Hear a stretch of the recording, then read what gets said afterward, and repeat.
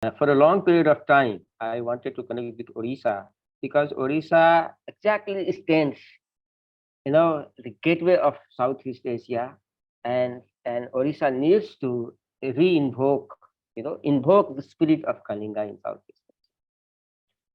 Dr. Angel, I'm really grateful to you that you have already paved my way. You have already given the entire picture of Indonesia in your relationship. I think all the audience is in cognizance about Indonesia. How is Indonesia, its economy, and its current relationship with India? And I have been asked to deliver on the prospects and opportunities among ASEAN, and particularly since my expertise is on Indonesia, so I'll be delivering on Indonesia.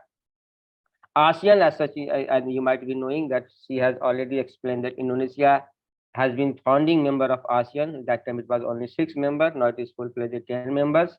India was dialogue partner, sectoral partner, dialogue partner. Now it is comprehensive strategic partner of ASEAN. India stands on the west of Southeast Asia, and India, the name is Bharat, and Bharat is in Indonesian language is the west. West means it is western front of Southeast Asia and particularly Indonesia. Indonesia is only 100 nautical miles. To translate it, around 50 miles from our Andaman Nicobar. Its westernmost province is called Sabang in Sumatra. It is very close to our Andaman Nicobar. Now, I'll go on the exact on point about Indonesia, as she has already explained. Indonesia is the largest economy in Southeast Asia, 16th largest in the world. It might, because I'm giving you data of 2019, might have a little bit scaled up. By nominal GDP is 1.6 billion, 6 trillion. I'm giving you data of 2021. Now it is must be around 1.67. It's a very fast growing economy. Now, country is undergoing a transition phase towards becoming a knowledge-based economy focused on increased competitiveness, growth, and employment performance. The impetus and emphasis on having our resources, our experts, our engineers, our doctors to be aware with Indonesian language, because here, Modi's narratives is, grow inclusively, sabka saath, sabka vikas. Together with everyone, we should grow. Rapid growth of industries and technological advancements across fields has created a huge demand for skilled manpower, right? There, Indonesia is, all ASEAN countries, Indonesia is a country, is a place which has got most potential, and it is a land of opportunities for all the technocrats, engineers, doctors, everyone who has got some different skills to pitch in. About huge potential means currently nearly 43% of country's population is below 25 years. 43% below 25 years old, and it is middle class. Its middle class population continues to grow and is expected to double to 140 million by 2030. As he has already explained, on 220 million there are Muslim population. Indonesia currently has about 300 polytechnic schools. 300 polytechnic schools of population having 260 plus million, equal to only 20% of all higher education institutions in the country. Only 20%. Government has set up a target of having 500 polytechnics by 2024, with the aim of nearly quadrupling the number of polytechnic students from 721,000 to 2.75 million by the same year, which I think it is it's a not that easy to achieve this number. Well, Indonesia churns out more than 1 million graduates annually from vocational schools, but they form the largest group of unemployed youth due to poor training caused by a curriculum that doesn't meet industry requirements, industry needs, a lack of equipment and machines, and poorly trained teachers, say industry experts, and I have myself traveled widely across Indonesia. Since I'm a language expert, I'm IR expert, so I often, attend different meeting like FICCI, CII, and and when I visit there, I have, you can say that empirical experience, understanding in the growing industries, requirement and required skills. You know, as per a government survey in 2017, most of Indonesia's current 4,498 universities, offering 25,548 majors, fall into the B and C categories, and only 65 universities hold A grade accreditation. Means there is a huge opportunity in academia or academic field. Official data from Statistics Indonesia show that graduates from vocational schools form 8.63% of the unemployed in Indonesia, that total 6.82 million people in February 2019. Still, I mean, there's a lot of gap. I do not know how much this gap has widened till in 2023. Quality of education and skill set of graduates is always a concern for policymakers, particularly in the field of technology and demand-driven industry. This ever-increasing gap in numbers of graduates required, quality of education and skill set and industry requirement offers immense opportunities for existing universities to upgrade infrastructure according to the needs of the industry and economy. The government has been asked to provide more lecturer internship opportunities at fieldwork competencies is being weighed higher, hence higher teaching requirements is vocational education is being called for. There is huge shortage of skilled workers. Indonesia has 60 million skilled workers, according to estimates in the master plan for the acceleration and expansion of economic development of Indonesia, that is MP3 AE, that is MP3 EI 2016, it will need 113 million skilled workers by 2030. Some additional 3.8 million per year on average, which is an enormous challenge for the education and training sector. As the Indonesian economy reaches higher growth rates, it will be very important to revamp the vocational education so as to address the potential skill matches, not only to boost jobs creation, but also support, productivity, competitiveness, and growthness. Similarly, there is I have already said that government has huge plan. They have huge allocations to develop the technical education in Indonesia, because Indonesia, fortunately or unfortunately, it is also one of the victims, like India, victims of greater power in vicinity, that is China. Like India, Indonesia's market is, I think, 200 times more filled with foreign goods, mostly Chinese goods, which directly hampers the SMEs, and also you call it, startup. Because the biggest challenge for startup is the products and its costs and its availability in the market, similar products. So I think I'll not elaborate more about Indonesian market and gaps, filling. But Indonesia is, as Dr. Daminti has already said, it is only country which is part of G20, right?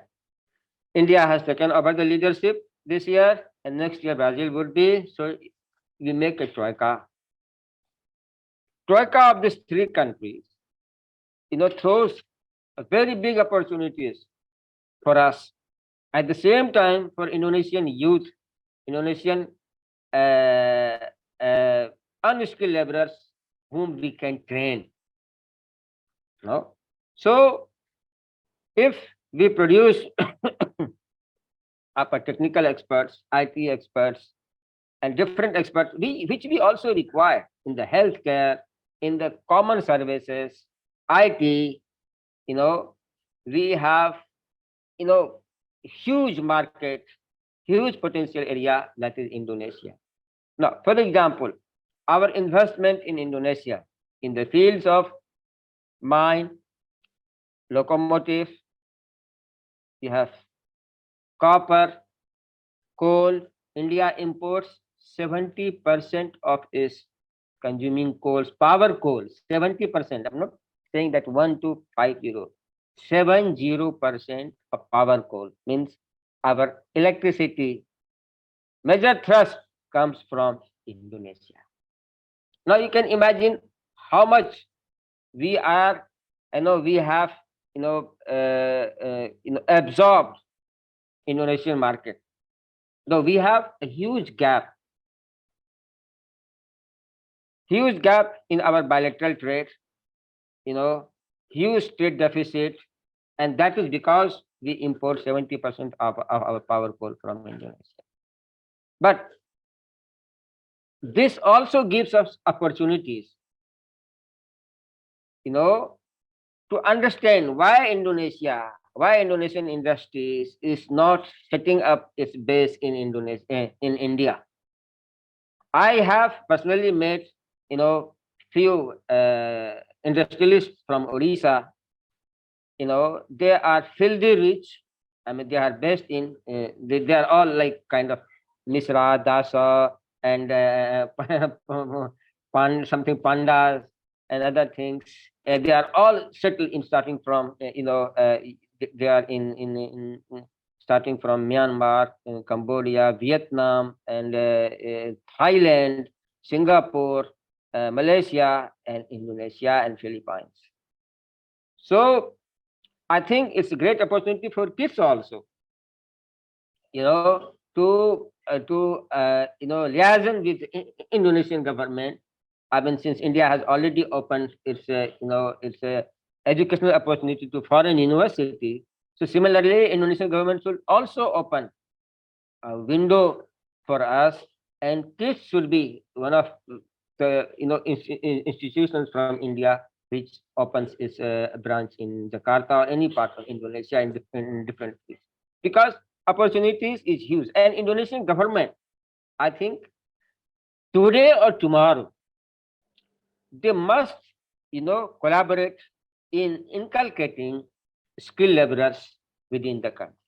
Now, you see, ASEAN is not ASEAN what it was 10 years before. ASEAN has been termed as fulcrum pivot of Indo-Pacific. And within the last 2 years, you have seen smaller strategic groups are coming, AUKUS, Quad, and now European Union wants to invest in, you know, mm, ASEAN, because ASEAN is fulcrum. Same way India. India also wants to invest a lot. India has already invested a lot. But at the same time, I want to address this question to Professor Pradhan also. You see, sometimes this investment doesn't yield the required aspirations. You see, we have invested a lot in ASEAN Cultural Center, Cultural Forum, and different. But and in the field of education, we give thousands of scholarship for ASEAN countries to for getting education in our ITs. Now ITs for Indians themselves, for Indian parents themselves, for Indian students themselves, it's like it demands great efforts. They IT cater the most the creamiest students of India, and they offer 1,000 scholarship for ASEAN countries. Now see the drawbacks. Not even 20% seats are filled from ASEAN. Even I have because see, as a language expert, I generally liaison with universities to visit ITs, to healthcare sectors, and I interact with vice chancellors, directors of ITs, and this is their inputs. Now, what is the benefit? We have already invested millions of dollars in that.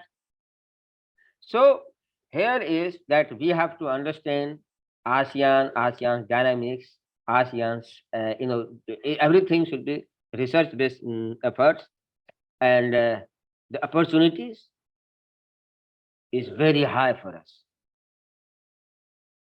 right? So I think I don't have to say more things. And for our youth, I'm giving you a little background of Bahasa Indonesia.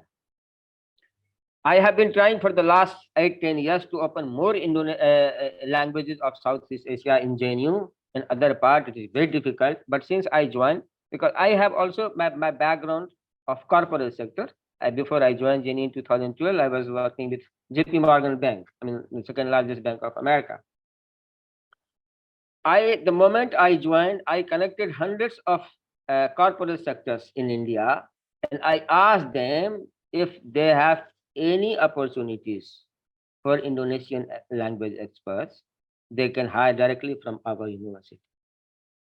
Now, within the 8 years, I think I have more than 60, 70 students whose CTC, the annual salary, may be more than 12 lakh rupees. They are all settled in different metropolitan towns of India, and mostly they are hired by Indian industry, Indian companies, those who directly or indirectly are investing in Indonesia. So this is one of the most important aspects. You just Infosys, TCS, Wipro, all IT countries, mostly in IT countries. Now, there are equal number of opportunities in different sectors, like medical science, healthcare sectors, as she has already said, yoga. Yoga is another, one of the most important segments where we can fill this gap. So with this, words, I think what Mr. Samir and Kate, Ambassador Pradhan, they aspire to open a full-fledged Indonesian language sector, at the same time other languages, which will, India is the largest country, Indonesia is also one of the largest countries, and we can fill the gaps.